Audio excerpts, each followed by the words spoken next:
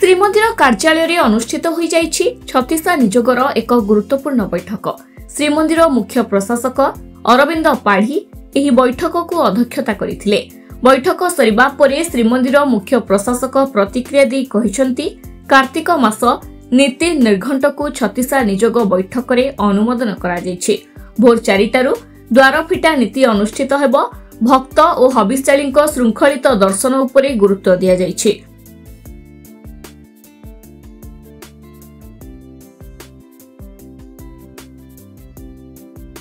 मुख्य प्रशासक कहिसंती कार्तिक मास परे श्रीमंदिर नाट मंडपरे परीक्षामूलक भावे आरंभ हेबो धाड़ी दर्शन व्यवस्था। एने समस्त प्रस्तुति करा जायथिबा बेले खूब शीघ्र एक एसओपी अणाजिबो। दिव्यांग वरिष्ठ नागरिकंक पई श्रृंखलित दर्शन निमंते मध्य एक एसओपी प्रस्तुत कराजिबो। श्रीमंदिर भितरे श्रीमंदिर कर्मचारी एवं पुलिस कर्मचारींक पई स्मार्टफोन व्यवहार उपरे कड़ा कटकड़ा लगा जिबा नै निष्पत्ति होईछि। खुल्लम खुला श्रीमंदिर भितरे स्मार्टफोन रे कथा होई परिबे नाही। एही कर्मचारी एक निर्दिष्ट स्थान रे जाई सेमाने स्मार्टफोन रे कथा होई परिबे।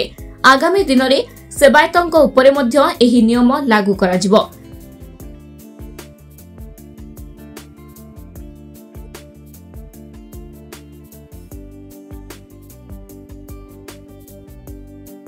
श्रीमंदिर ठाकुरंक श्रृंखलित नीतिकांति नै प्रत्येक बुधवार एक बैठक अनुष्ठित हेबो।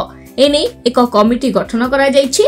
सेहिपरि एमआर मठरू उद्धार होइतिबा रूपा इटा श्रीमंदिर प्रशासन को फेराई आनिबा पई राज्य सरकार को अनुरोध करा जिवो। एही मामला कोर्ट रे थिबारु सरकार को एने अवगत करा जिवो। महाप्रभुंक नीतिकांति सहित जड़ित थिबा 4 आश्रमर उन्नतीकरण एवं सेवायतंक कल्याण पई मध्य पदक्षेप नियाजिबो बोली श्रीमंदिर मुख्य प्रशासक अरविंद पाढ़ी सूचना दैछन्ति। श्रीमंदिर कार्यालय रे अनुष्ठित एही बैठक रे पुरी जिलापाल एसपी छत्तीसा नियोग सेवायत प्रतिनिधि परिचालना कमिटी सदस्य माने उपस्थित थिले। द्वारपिटा नीति प्रत्यह सकाळ प्रातः 4टारु ही आरंभ हबो।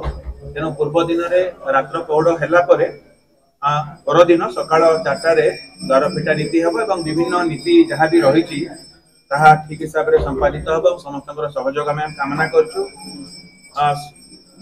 विभिन्न दिन मानकरे एवं कार्तिक मासर जो पंचुक तिथि रे जहा भी श्रीजीव मानकर जो विभिन्न वेश गुडी हबो ता संपर्क रे विशेष भाव रे आलोचना करा जायतिला एवं जहा भी हमें जेतु नीति बहुलता रहिछि सेति पई समस्त नीति निज संपृक्त नियोग मानकर आमे सहायता एवं सहयोग कामना करछु एवं समस्त सेतिरे सहमति करिसंती।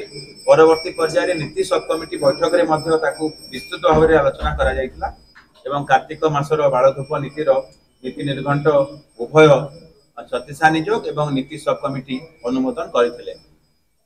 अन्यान्य विभिन्न प्रसंग रे उभय छत्तीसा नियोग एवं नीति सब कमिटी बैठक रे आलोचना हेइथिला।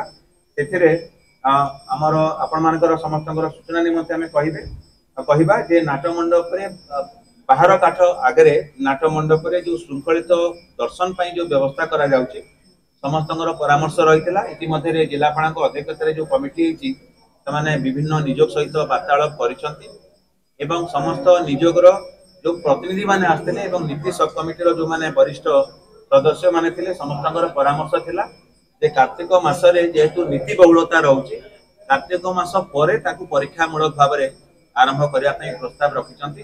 आज विशेषतः कार्तिक मास नीति उपलक्षे आलोचना करगला जो बड़ी भाव में नीति श्रृंखलित कर सहित जो हबिष्याली मैंने आसुच्च